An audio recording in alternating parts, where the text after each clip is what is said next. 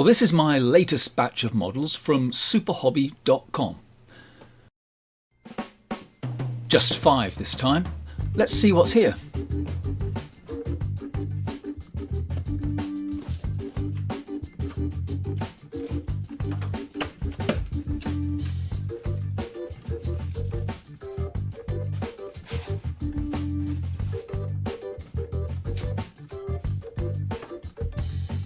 So the first is an Albatros W.4 from VAC. This is the 11th issue in 2006 and doesn't have too many pages.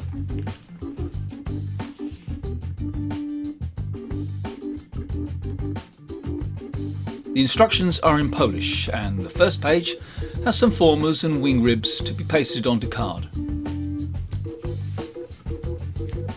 As you can see, the aircraft has interesting colours with a lozenge pattern on the wings. It's printed on 200 gram paper and the detail is sharp.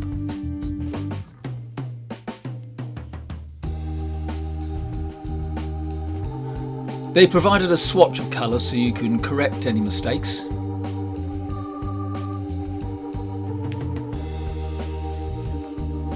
Some of the early camouflage techniques were more successful than others.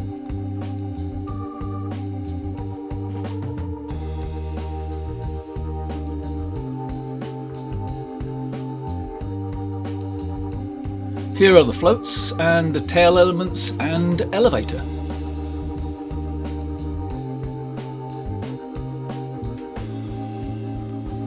Build details.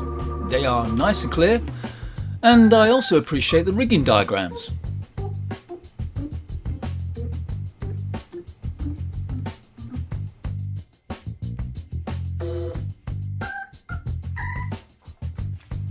On the rear cover we have a model catalogue for that time.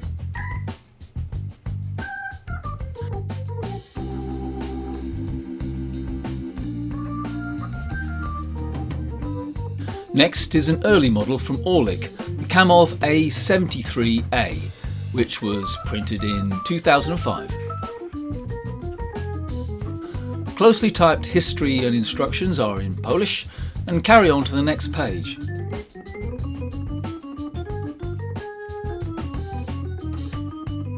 Oh my goodness, there's a lot here. Definitely a good task for Google Translate. By the way, you may know that you can now provide a picture of the text to Google and it can translate into English from that. Very useful. There is an A3 poster here of the aircraft. The instructions are very detailed and a little daunting, but nothing too much out of reach.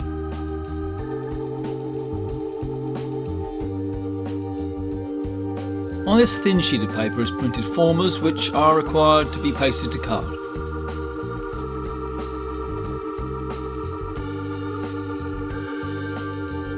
Lots of wire parts to be made up, and for those I would use paper clips and soldering wire. There's a colour swatch. I like the cute page numbering system. The main body is printed on about 250 gram paper and there's lots of small details to cut out.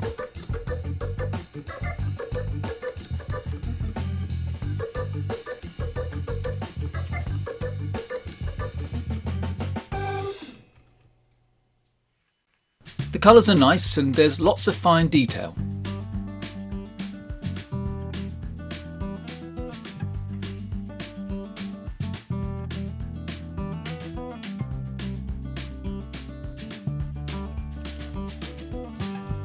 More instructions, particularly for the rotor head.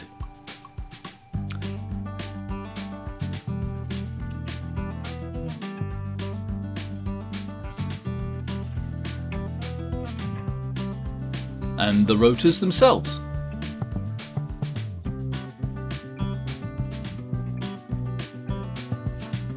Finally, some elevation and plan drawings. Should be an interesting one to make.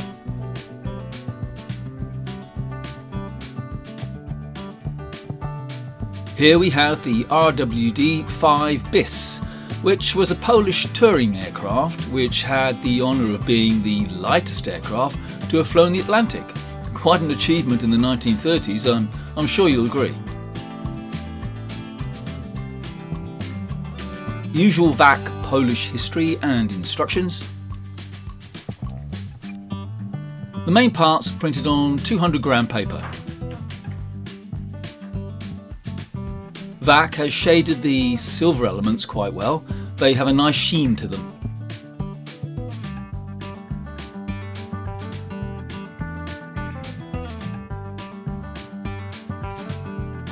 Nice colour on the wooden prop. Ribs and formers need to be pasted to card, or you can do as I've done and purchase the laser cut parts to save your fingers.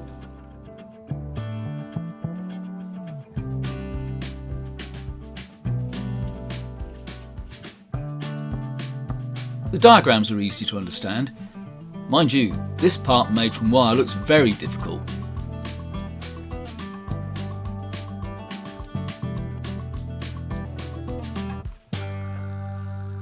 On the last page there are instructions in English. Hooray, thank you VAC. And on the back of the book the instructions are finished.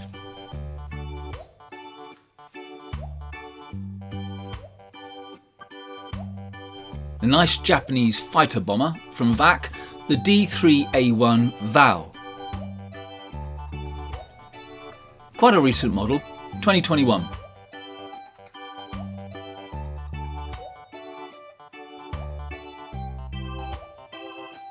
It has the modern method of showing the instruction diagrams, which are easy to understand.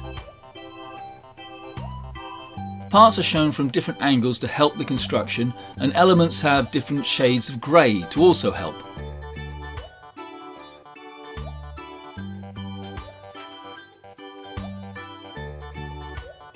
This thin page is to be pasted to card, but as with the previous model, I've purchased the laser cut parts.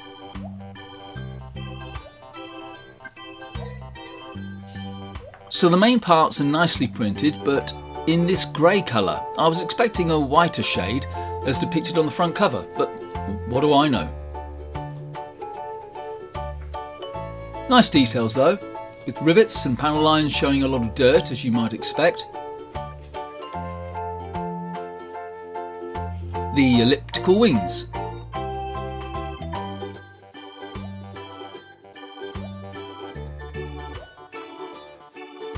The cockpit tub is a nice colour, again with lots of detail.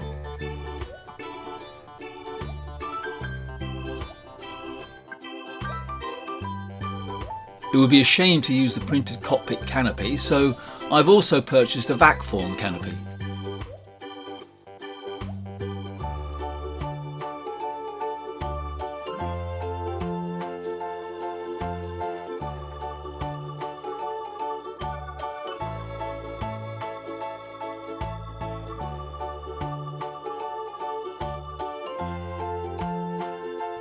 And the more modern VAC catalogue on the back.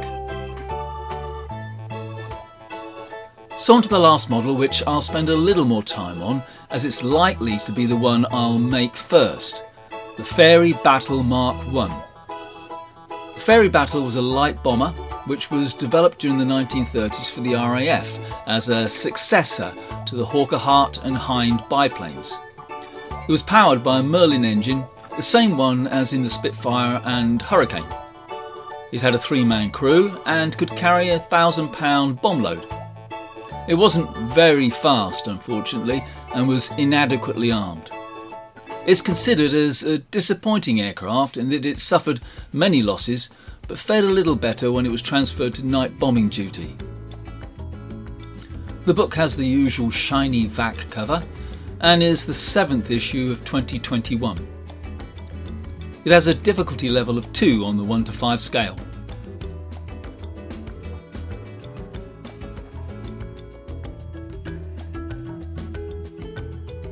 So here in Polish is the history, the technical specs, general build and more detailed construction, which is continued on the back page.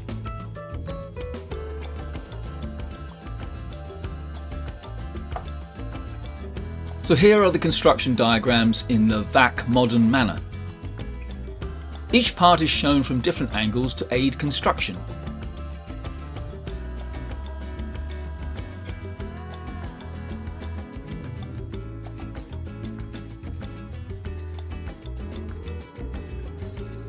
Note the large spike, which is the fin and rudder plate.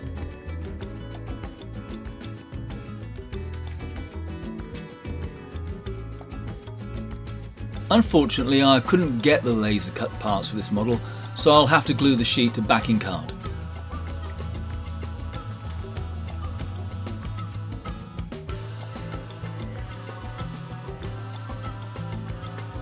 These are the main sheets, printed on 200-gram paper.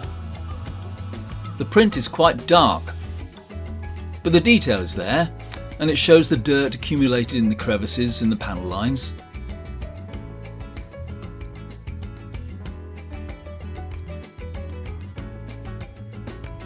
Here is the port wing. The landing light is nice and large, and it's tempting to cut it out and make a more realistic version. Cockpit canopy and propeller. A big swatch of colour for mistakes. These are rolled up and used to hold the blades to the hub.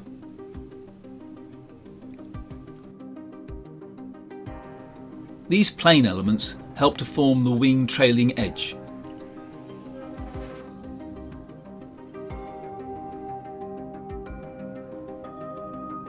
So the canopy can be blanked off, or you can purchase the vac form canopy as I've done.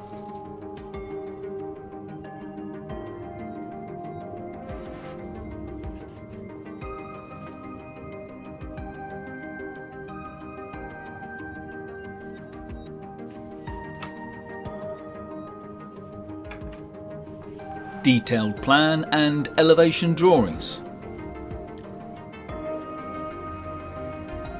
Cockpit tub, which doesn't have many parts and looks simple enough. Another canopy frame, which you can either use on the inside of the vac form piece or have as a spare if you make a mistake.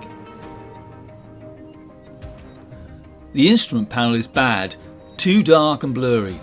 I can make a clearer one.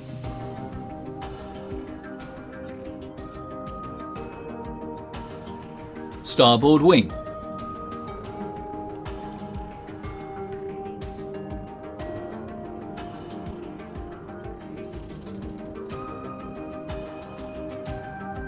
Nice grimy markings. It shows a Polish mark. Later in its life, the Battle was deployed to 4 Polish squadrons and was used against shipping in the Channel ports. Some more drawings.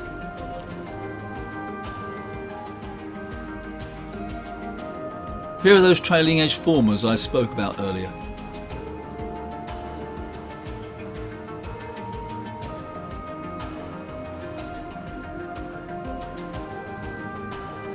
And finally, some details on the propeller, undercarriage and gun mounting.